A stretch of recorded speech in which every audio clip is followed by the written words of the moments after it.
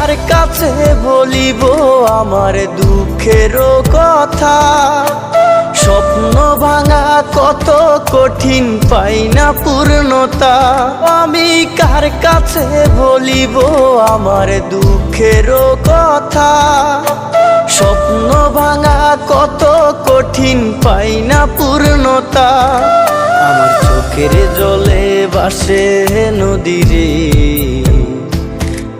আমি নিজেই নিজে একা কাঁদিরে। আমি নিজেই নিজে একা হাসিরে।